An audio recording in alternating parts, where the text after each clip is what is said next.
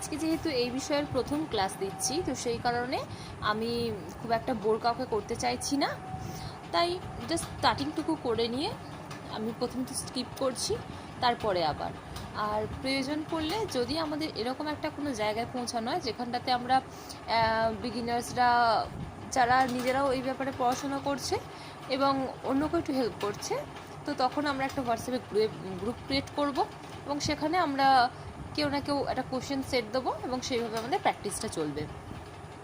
তো সবার প্রথম দেখে নিই এখানে কি লেখা আছে না, বৃহত্তম গ্রহ হচ্ছে বৃহস্পতি, যেটা আমরা সকলেই জানি। ক্ষুদ্রতম গ্রহ বুধ। সূর্যের কাছের গ্রহ হলো বুধ।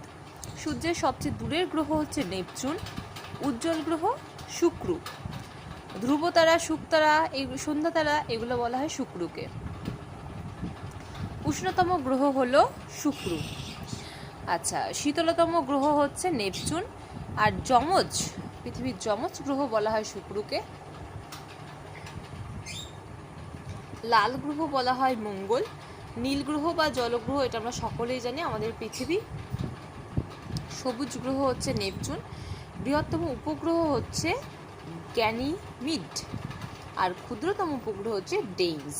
ঠিক আছে, এখানে এই যে উচ্চতার পরিসীমা, বায়ুমণ্ডলের বিভিন্ন স্তর, এই বিষয় নিয়ে আমি এটা একটা শর্টে জাস্ট গ্রাফ করা আছে, আমি একটা পরেই শুধুমাত্র এই বিষয়টা পরে ক্লাস নেব বা ক্লাস আনবো।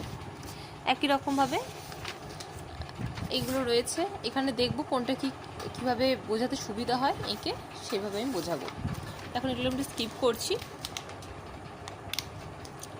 আচ্ছা, এরপরে চলে আসি যেটা ডাইরেক্ট আমি পড়তে পারবো। এখানে লেখা আছে যে খনিজ সম্পদ এবং উৎপাদিত রাজ্য।